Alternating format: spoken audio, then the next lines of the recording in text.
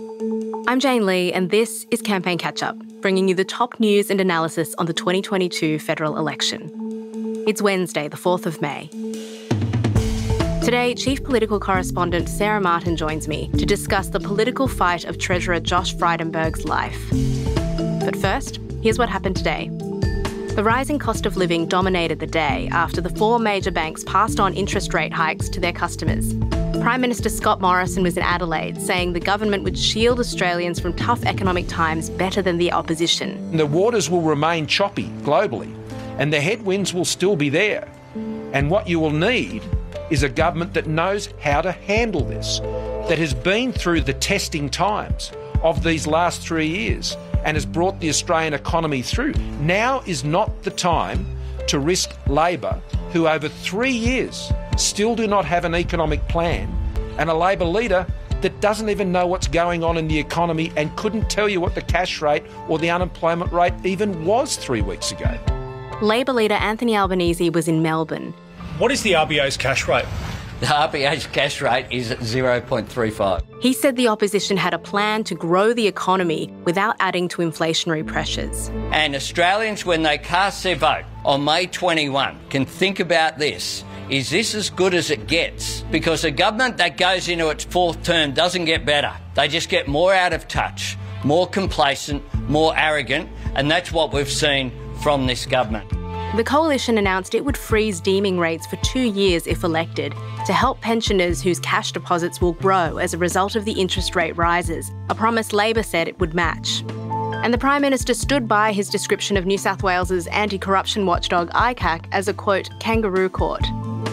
The New South Wales ICAC Commissioner has labelled anyone who refers to ICAC as a kangaroo court as buffoons. You've done that. Firstly, your reaction to being called a buffoon, and secondly, is this why Josh Frydenberg has said that he would choose his words differently when describing ICAC to the way that you've described it?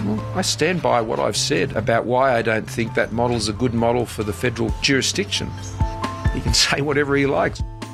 Morrison says a powerful integrity commission could turn Australia into some kind of public autocracy, while Labor is promising to introduce one with teeth. This Prime Minister just dismisses any integrity issues. What is very clear is that if Australians want a national anti-corruption commission and to clean up politics, they need a Labor government to do so. Coming up, Sarah Martin is here to discuss whether Treasurer Josh Frydenberg could get turfed out of his blue ribbon Liberal seat by a teal independent. Hey, Sarah. Hey, Jane. How you going? I'm good. Treasurer Josh Frydenberg says he's in the political fight of his life this election, Sarah. He's being challenged by a teal independent candidate, Monique Ryan, for the seat of Kooyong. That's a blue ribbon Liberal seat. It's in the wealthy eastern suburbs of Melbourne. Tell me a little bit more about this electorate. So Kooyong is a very wealthy inner Melbourne electorate. It's got suburbs like Hawthorn and Kew, and suburbs that I think most people, like parts of Glen Iris, most people associate with very blue blood Liberal areas in Melbourne. Now, despite that, over the previous few elections, the seat has been becoming more and more marginal for the Liberals, and it's only held by Josh Frydenberg on a 6.4% margin. And he's now under real threat that this seat, which has been held by the Liberal Party, as you said, back to the Menzies days, it's existed since Federation and it's always been a Conservative seat, and now it is at risk of falling to a teal independent because of the changing demographics, but also the changing priorities of people in these seats who are really now looking for stronger action on climate change. And of course, that is a key part of the campaign being run by Monique Ryan, who's been backed by Simon Holmes à Court and Climate 200. 6.5% is still a fairly wide margin. So why is he so worried? So I think the difficult thing is for a Liberal candidate like Josh Frydenberg in a seat like Kooyong, he really needs to keep his primary vote as close to 50%, if not over 50%, to really guarantee the seat. And the reason for that is for Monique Ryan, she only needs to come second, and she could come second with, let's say, 25% of the vote. She just needs to come second to Josh Frydenberg. So I suspect that you could easily have a situation where Josh Frydenberg gets a much higher primary vote, but Monique Ryan, say she gets 25% of a primary primary vote, she then is swept over the line with preferences from the Greens, from the Labor Party and from any other independent. So that is why in our preferential voting system, that's how it works. So it is in some ways more challenging for Josh Frydenberg than it is for Monique Ryan because she doesn't need as big a primary vote as Josh Frydenberg does to win the seat. Monique Ryan says she supports a federal integrity commission and tougher emissions targets. So how tough is it for Frydenberg, who's a moderate Liberal, to meet her attack on these issues in this electorate? Yeah, it's extremely difficult because obviously Frydenberg will say that, well, the government has committed to net zero by 2050, and obviously he was someone who has been pushing for the government to adopt that target, knowing the concerns of his electorate. But I still get the sense that it's not seen as enough and it's not seen as soon enough. So I suspect that it's difficult for him to argue that the government has been doing enough on net zero, and particularly given the public saw the fight play out quite publicly between the Nationals and the Liberals. And so people are very well aware of the pressures within the coalition party room, where you've got this force of the Nationals really holding back the government's ability to take stronger action on climate change. And I'm sure in many seats where the sitting member is perhaps less high profile, less well known, it's less of an issue what role they've played in the last term of Parliament. But of course, Josh Frydenberg is the treasurer of the coalition. We've got an election that's being fought on cost of living issues and looking very closely at the government's economic record. So how much does that play into this contest that we're seeing? Yeah, well, I guess Josh Frydenberg at the moment has two jobs. One is to really make the economic argument on the for the government, and at the same time, he's desperately trying to fight to hold on to his seat and focus on the issues of concern to his constituents. So obviously, I think we've seen Scott Morrison is really the one carrying the can in terms of making the economic argument, and we haven't seen Josh Frydenberg travelling around with Scott Morrison in the same way that we've seen Jim Chalmers on the road a lot with Anthony Albanese. So I think Frydenberg is obviously needing to split his attention. And today he was at the National Press Club debating Jim Chalmers on the economy. And of course, given this election is now well and truly about cost of living concerns and what we're seeing with the changes to monetary policy and interest rates going up, then obviously the key questions about the economy are going to continue to sort of split Josh Frydenberg's attention. And that's a tricky one for him to juggle.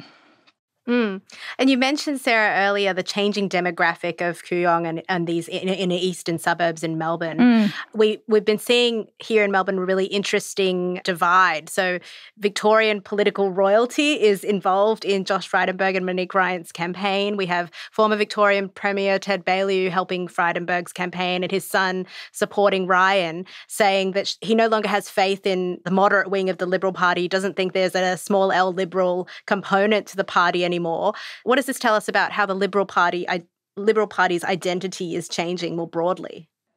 Yeah, look, I think it's really interesting because obviously one of the things that the Liberal Party has always been quite proud of is it talks about it being a broad church, and how, there are classical Liberals in the party who are sort of there because of their shared Liberal ideals, particularly in terms of economy, but also in terms of libertarian values of free choice and personal responsibility. And that has included some quite progressive social views as well as some very conservative social views. And that's always been something for the coalition to manage, or the Liberal Party to manage. And then, of course, with the coalition, you've got sort of even more extremes with the Nats coming into the equation. But look, I think it's sort of interesting because we've seen in the last term of Parliament, a lot of those moderate MPs have been prepared to flex their muscle in a way that I think we would normally associate with national MPs. So we did see quite a robust push from some of those moderate MPs on things like climate.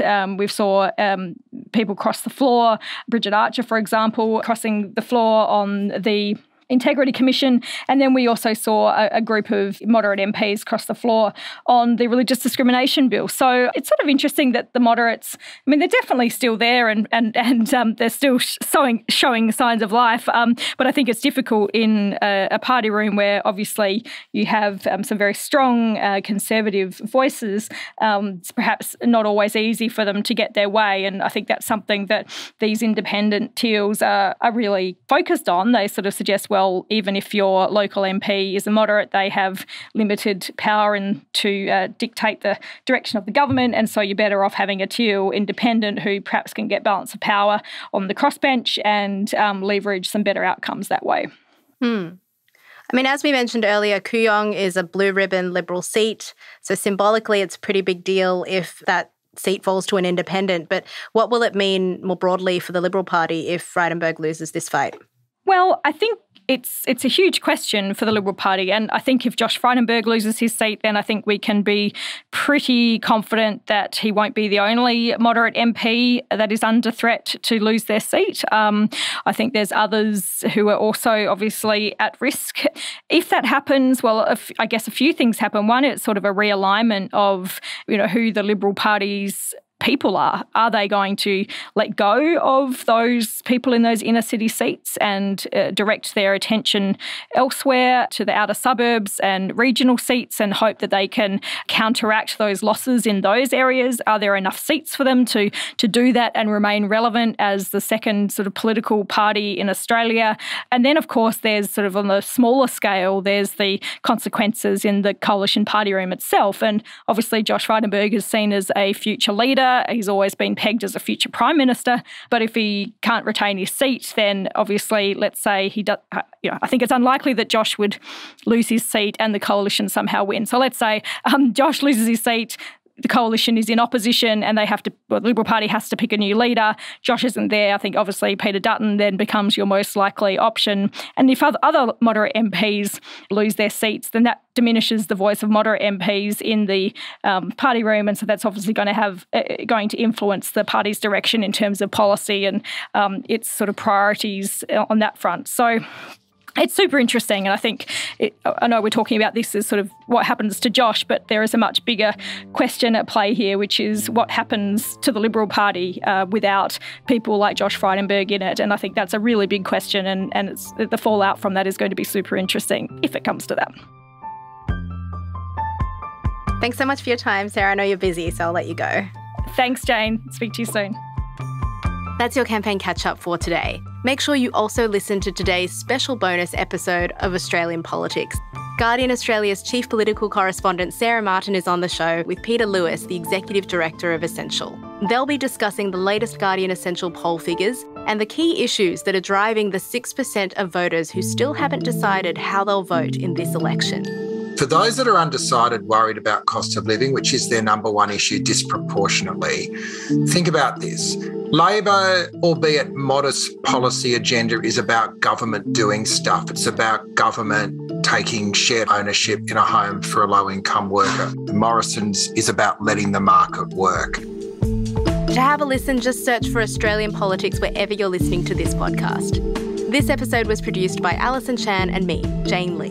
The executive producers are Miles Martignoni and Gabrielle Jackson. Thanks for listening. See you tomorrow.